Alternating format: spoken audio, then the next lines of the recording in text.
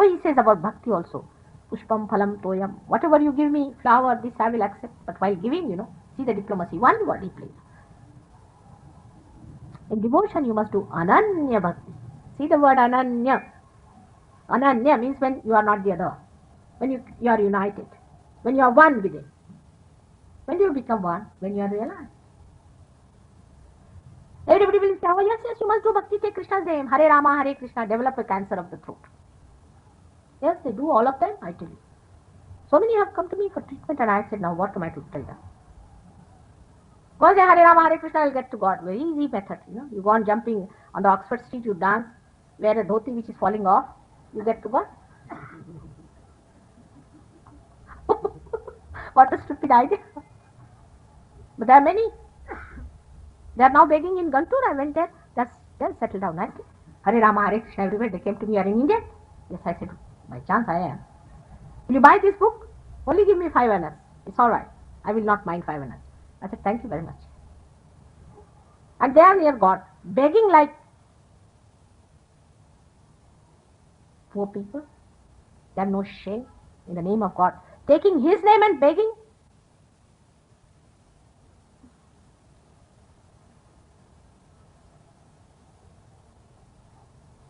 You have to do ananya bhakti. Means you have to be a realized soul. Now, how do you know a person is a realized bhakti or not? Very easy.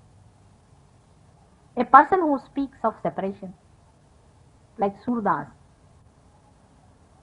he was not a realized soul. Those who talk of their tortures, oh God, when are you going to meet me? They are not realized souls. But those like Kabir and Nanak, like Christ. Christ was an incarnation. But those who talk and sing the praise of meeting are the people who are realized.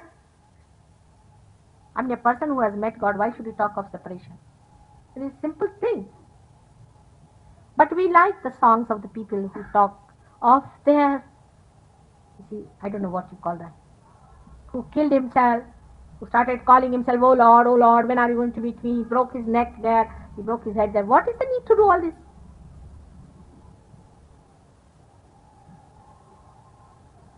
They are fasting.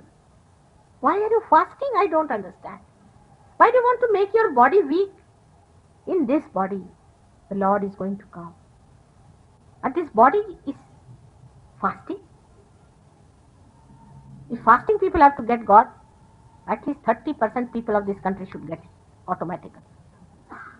They are made to fast. Huh?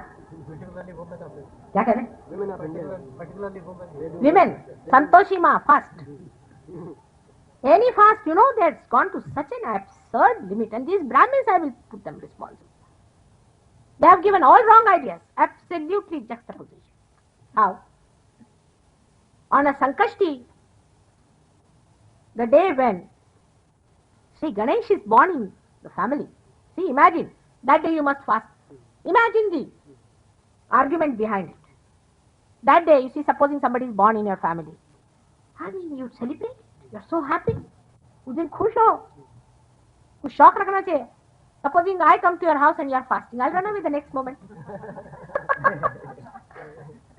You see, if you write today we are fasting, nobody is going to come to your house. If you have to share in fasting, you can do like Karwa Chauth, they share in fasting. You should fast only on one day, definitely you must. That is Narak Chaturdashi. That day they will eat, because that day Narakasura was killed. And he was put in the Naraka, means the hell. He was put down there and the gates of the hell were opened for him, and all such people are put on that day into the hell. So that day you should not get up early in the morning, sleep in your bed. But it doesn't appear in the calendar. See, the calendar I don't know who has made. So many people. You see, but we must use our brains. What is a Narak Chaturdashi meant? Actually, these must be some Rakshasas, must be some devils who must have created these calendars for us, some of them. That you must fast. I don't know who has written such a nonsensical thing. The day when the gates of the Narakas are open, that day they will get up at 4 o'clock, take their baths and nicely eat. All the Rakshasas will be going with the food inside the stomach in the Nabicha. The picture has come of The picture has appeared of some Santoshima. Everybody fasting on Friday. Then the absurd ideas about eating food that makes a difference. Also, this is being introduced. In Gita also, I am sure, there are so many things which are being brought, which are wrong. To say that you are born a Brahmin, and that is postnatal or prenatal, as they call it, prenatal. And how can that be? You just think it over. Use your brains. I would say use your brains. Vyasa, the author of Gita. Author of Gita, Vyasa. Whose son was he? Do you know? He was a son of a fisherwoman. Illegitimate son. You know, all of you. Of Parashar Muni. And he is going to write that you have to be born as a Brahmin. Those who think that by being born as Brahmins you become Brahmins, I must say, are sadly mistaken. Brahmin means a person who is reborn, who is a realized soul, who has known the Brahma. It describes a tendency of a person who is seeking God. Is the Brahmin caste? Is a tendency. How can Vyasa write like this? You just tell me. How can Vyasa write like this? Now this is being put onto his head. Just pinned onto him. Like the Tantrikas. Oh God, they are the worst of all. They have spoiled all our scriptures, they have spoiled all our Shilpa Shastras, they have spoiled everything. The greatest demons that could be born in this country were the Tantrikas. They have ruined all the beauties of our scriptures. Even Ashwamedha Yajna, they connect it with sex. I mean, there's limit to things.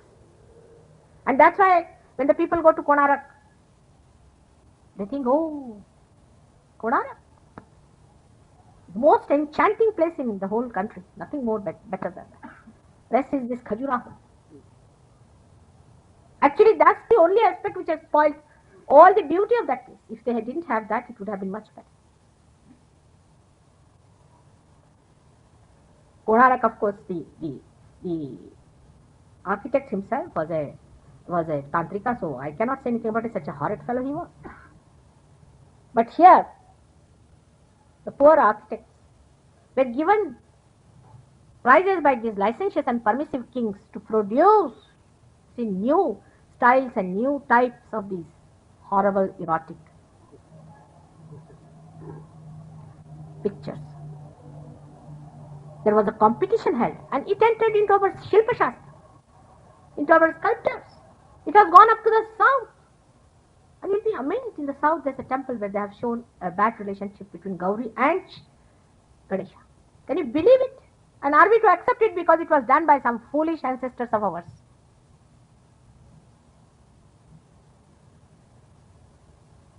And everybody says, why? It's all right. In your country also, you see, you have these things, we have seen it. Very nice. And they have written books on Kama Shastra, Koko Shastra, this, that. What is the Shastra needed for this thing? I don't understand. Do the animals need any Shastras for creating children?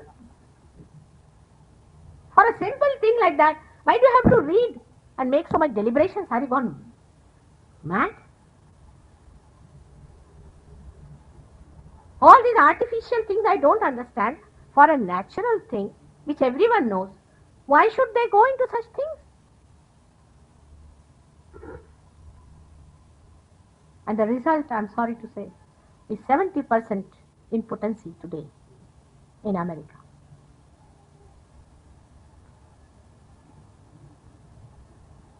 Because all artificiality, the spontaneity is lost, the sanctity is lost. All kinds of diseases. Every third person is diseased. Every third person.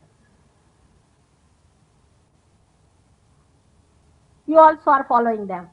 After all, the Sahabs have gone, but now we are becoming all Sahabs. The Sahabs have come from England wearing our kurta pajamas, and our Sahabs are wearing ties.